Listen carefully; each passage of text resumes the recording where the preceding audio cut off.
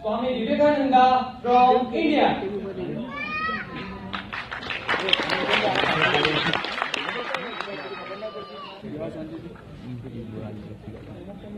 Dear sisters and brothers of America. અને એવા ધર્માવલંબીઓનો ગૌરવ છે કે જેને સમગ્ર વિશ્વને સહિષ્ણુતા અને સર્વ ધર્મ પ્રત્યે માન્યતા કેળવવાની ક્ષમતા.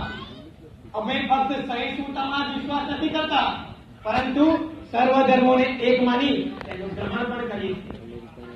મને તમને નિવેદન કરતા અત્યંત ગર્વ થાય છે કે અમારા ધર્મની પવિત્ર ભાષા સંસ્કૃતમાં અંગ્રેજી શબ્દ એક્સક્લુઝનનો કોઈ પણ એવાથી શબ્દ નથી.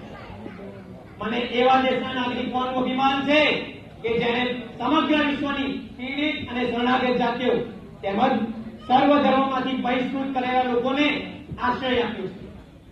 અમે ના માત્ર એમને આશ્રય આપ્યો છે, પરંતુ અમારા જીવનશૈલીનું એક અભિન્ન અંગ પણ બનાવ્યું છે. આ સભા જે જગતની સર્વશ્રેષ્ઠ સભાઓમાંની એક છે, તે ગીતા માટે ઉપદેશ, ઉપોષ એવં વિદ્યા જે આપણને જણાવે છે કે જે યથા મામ પ્રગત્યંતે તાત ધૈવં ભજામ્યહમ મમ વર્તમાનું વર્તન્તે મનુષ્ય પાદ સર્વસ્વ. અર્થાત જે કોઈ મારી પાસે આવે છે, ચાહે કોઈ પણ પ્રકારે કેમ ન હોય, હું તેને સાથ આપું. લોકો ભિન્ન ભિન્ન માર્ગ દ્વારા પ્રયત્નો કરી અંતમાં મારી પાસે જ આવે છે. Mister Modi, can you please bring me anyone holy book? But wait a minute, Mr. Moody. There is a condition. Bring anyone holy book without touching or disturbing any other holy book. બસ હું તમને બધાને એ જ સમજાવવા માંગતો હતો કે બધા જ ધર્મો એકબીજા સાથે જોડાયેલા છે.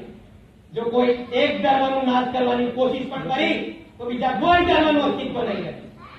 અને વાત કરું અમારા ધર્મ, તો હિન્દુ ધર્મ એટલો પૂર્ણ છે કે તેની પર હું અભિમાન કરી શકું છું.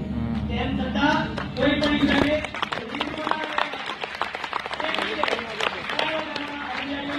અનુરોધ કરું છું કે ધર્મ પરિવર્તનનું આ મલિન કાર્ય બંધ કરો.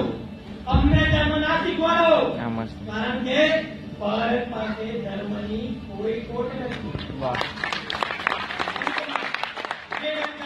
આજે આ સભા માટે વિશ્વભરમાં વાગી રહ્યા છે.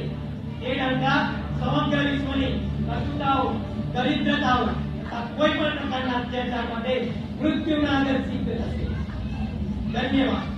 વંદે માતરમ.